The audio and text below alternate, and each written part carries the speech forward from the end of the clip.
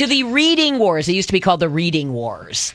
Now we just don't talk about it. Now we just let bad reading policy guide the state of Wisconsin, and so a whole bunch of kids can't read. Our reading proficiency in Wisconsin, according to the school dashboard from Wisconsin Institute for Law and Liberty, is hovering right around 40%. You go take a look at other schools, say like, Milwaukee, and it's substantially lower than that. And it doesn't seem like anybody's interested in trying to solve this problem in any way other than demanding more money. But already we spend on average of about $14,500 per student. That's more than most private schools charge. Will Flanders is standing by to talk about specifically what is causing this reading deficit in kids, even from better school districts. Will Flanders, Wisconsin Institute for Law and Liberty, thanks very much for joining me on the show. Hey, good afternoon. Thanks for having me on. All right. So we have lousy reading proficiency. It's your mother tongue. Just teach kids to read. My mother taught me to read. She was not a professional. She had no education whatsoever in teaching children to read. She taught me to read before I got to kindergarten. This can't be that hard. And yet, we have so many kids who cannot read at grade level and so many that are actually below basic. They're functionally illiterate.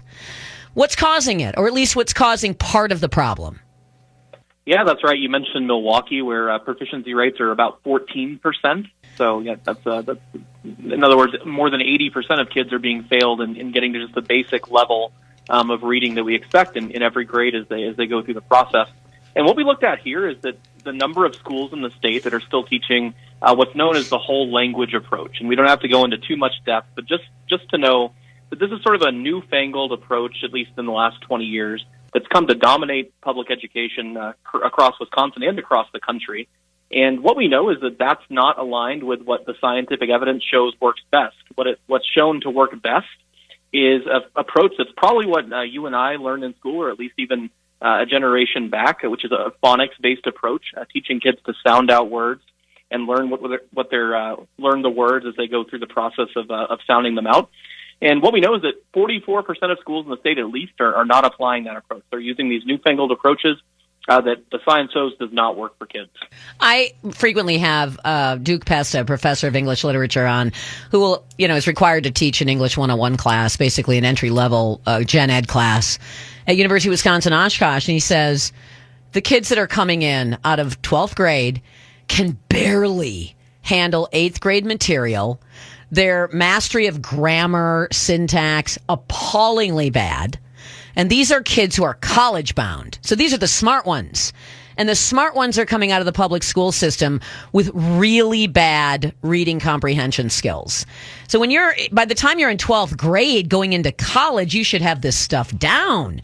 So it's building. The problem is the failure builds on itself so that kids don't catch up by the time they're leaving. So what is whole language? Why does it get in the way?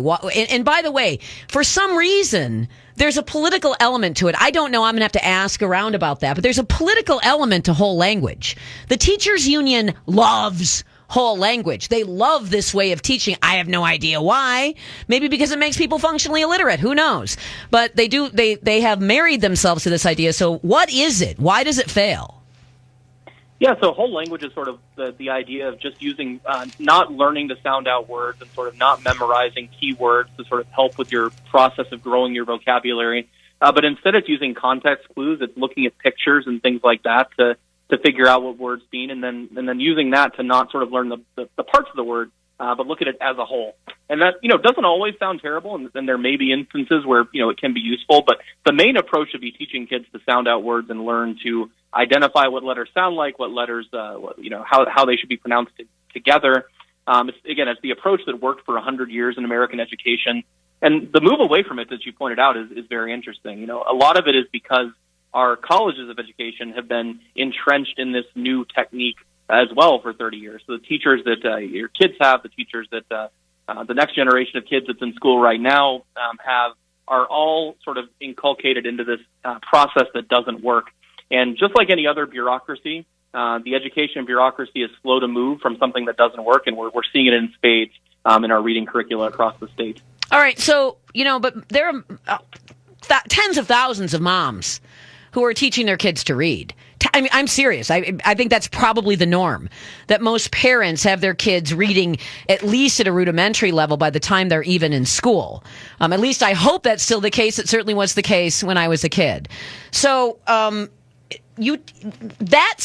there's got to be something that is real simple that we're not doing, and we are essentially dooming. By the way, this is not a problem only in Wisconsin. This is a problem nationally. Even high-performing school districts decided to abandon what was working, and then they adopted these new sort of newfangled approaches. Maybe there's some kind of, I don't know, critical theory behind it or some such thing. But we're dooming American kids to an education process that is now several trillions of dollars funded since the 1970s. Is that the problem? That we have so much money, we have so much educational infrastructure behind this, we have so many entrenched special interests that to get rid of it is just, I don't know, we're going to cut, we've got too many powerful lobbyists that'll get cut out of the deal?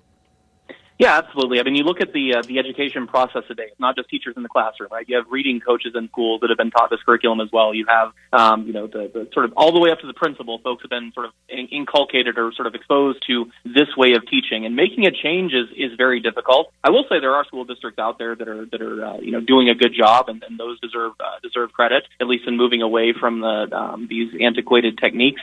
But it's a strong special interest, and there's big money behind pushing these curriculums forward. Right? There's a whole process of getting textbooks adopted that the big money, quote unquote, is pushing to keep these things that don't work in place. Yeah. So what we know from not only colleges but workforce, when we talk to folks in the business community, folks don't even have the level of reading to do blue collar jobs that's required, and that's problematic not just for our colleges, but also for folks that just want to get straight into the workforce. So what does it do? It's one thing, maybe you can catch up, you're upper middle class, but what if you're coming from a background where your mom isn't reading to you? You're not exposed to, I was, this is about 5 years ago, and saw a data point that the average kid who is coming from a not broken, at-risk background has heard 4 million fewer words said. Not 4 million separate words, but, individual words, but 4 million fewer words. So they've been exposed to that much less language. And you're going to do something that doesn't work to teach these kids to read. Those kids at a 4 million word deficit don't catch up. And so while, some kid might be able to get, to get by, get through college and then, muddle along and do fairly well, some kids don't. They can't even fill out job applications because they're that far behind. Yeah, absolutely. And the fortunate thing is we do know what can work. If you look at states like Mississippi that have really taken a statewide approach to implementing the science of reading, they've taken huge jumps. They've actually, passed Wisconsin in some instances in terms of reading proficiency. And that's a state where you have a ton of kids that come from the background that you just talked about, where they're not necessarily getting that exposure at home. So states that have taken an active role and sort of taken a across-the-board effort to implementing science-based approaches to reading. The left is always saying, trust the science. Here's an area where they don't trust the science at all. But states that have done that have shown massive improvements, and we can do it here in Wisconsin as well if we sort of get buy-in from all the important interests. But that's always hard to do. Yeah, it seems like it would be a lot cheaper. You could also rely on parents to support their kids in the efforts to learn to read.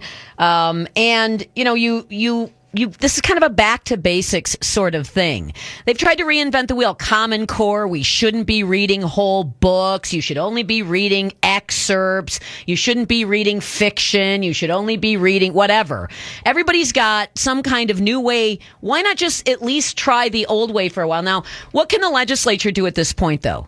Is there anything that the legislature can do at this point except maybe hold some hearings and see if we can't cough up a report based on an audit that would make recommendations? But the former Department of Public Instruction superintendent is now our governor, in case everybody forgot. I'm not sure why he hasn't led the charge on this. Yeah, that's a great question. So I think there is some momentum behind positive reforms, doing something like Mississippi has done in the legislature this year. Obviously, it's as you say, there's no way around it. You have to get the governor on board if anything's going to get done. And after vetoing a bill last session, obviously it's questionable whether that's possible. But we think, unlike a lot of the things I talked to you about over the years, this is something that ought to be a bipartisan issue. And there are folks on both sides that do care about improving reading, even if they're misguided in how they do it. So we're hopeful that there can be progress made this year, implementing something like Mississippi's implemented, moving back towards the science of reading. And again, if we can get buy-in from some of these stakeholders, I think it's a difficult bill for the governor to veto. Yeah, and again, special interest, the governor vetoed a reading readiness bill. Which was pretty modest. It wasn't like it was going to, overhaul everything, but it was too much for the education governor. Will Flanders is a really interesting piece at will-law.org, and the Wisconsin School Board scorecard has been updated as well, so you can see the latest data on that. Go look at your kid's school district. You think your kid's school district's awesome? Awesome basically means like 57% of kids are reading and doing math at grade level. I don't consider that awesome. That was a D- back when I was in school. Thanks very much, Will, for joining me on the show. Thanks so much. Have a great afternoon. You as well.